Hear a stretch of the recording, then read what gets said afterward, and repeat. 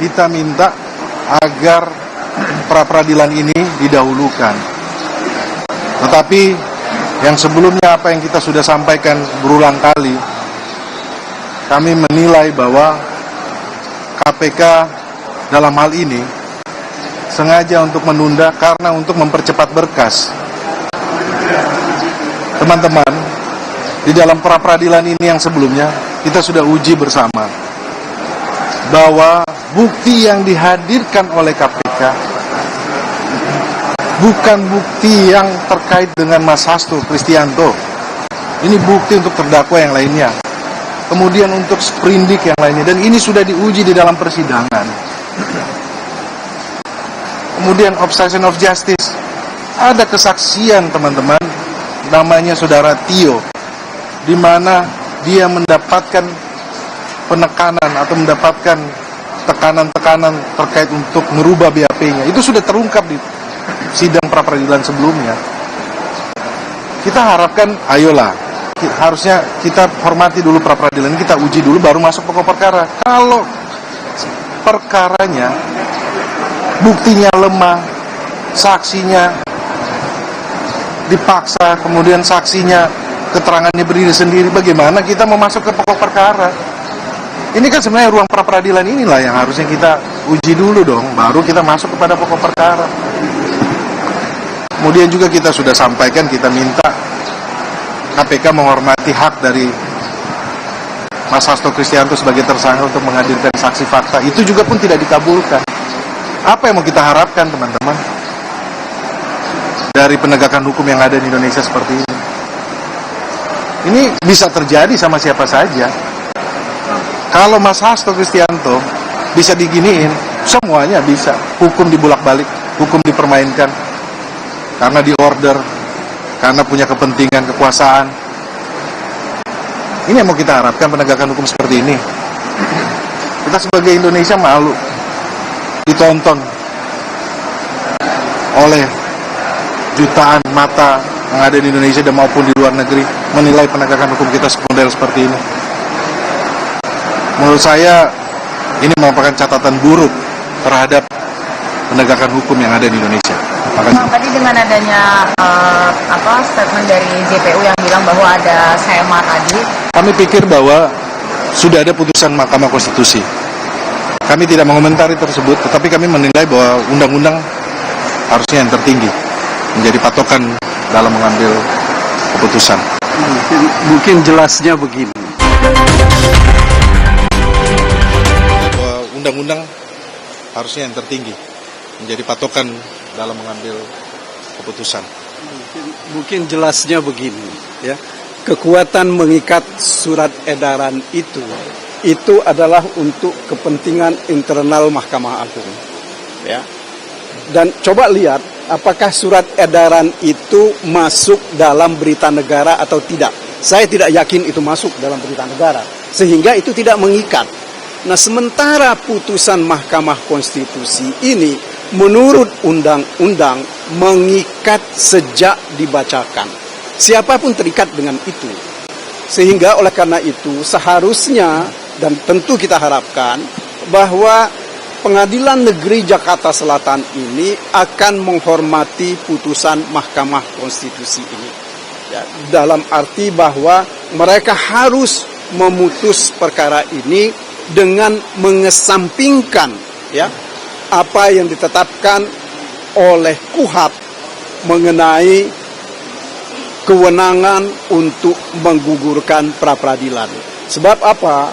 Sebab kewenangan menggugurkan itu akan terjadi karena ini ada cara-cara yang tidak ya benar ya dan tidak menurut hukum dilakukan oleh KPK secara sengaja.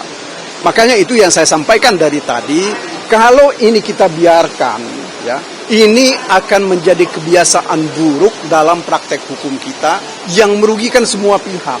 Ini yang harus dicegah oleh pengadilan sekarang. Saya kira begitu, ya. Ya, saya tambahkan sedikit. Tadi pagi saya sampaikan bahwa KPK telah menegakkan hukum dengan cara mengenyampingkan hukum.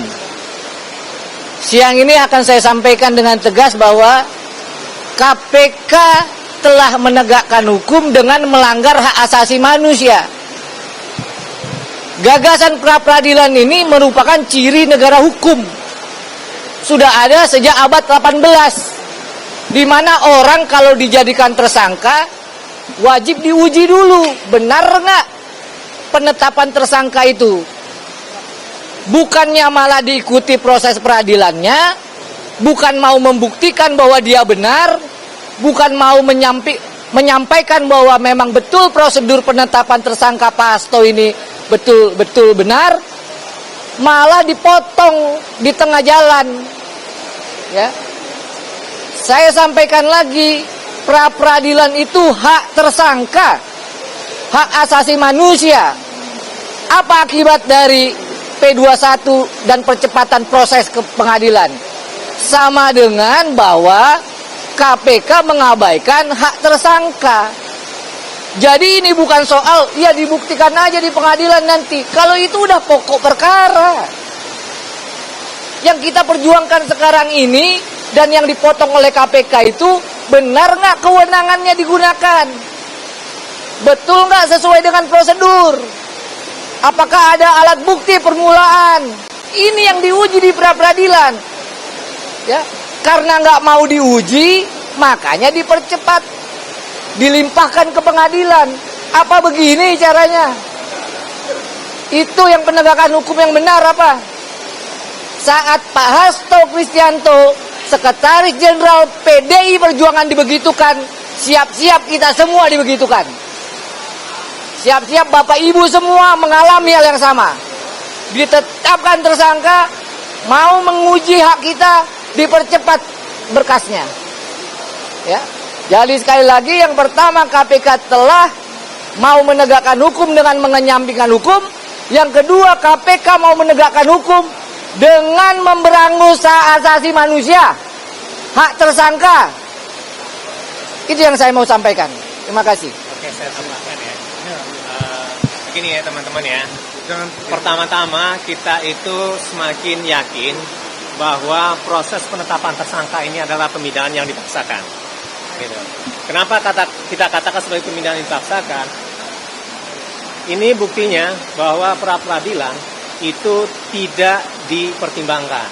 Pada saat ini kita melihat bahwa ada kekhawatiran dari KPK untuk bisa berdiskusi, beradu argumentasi.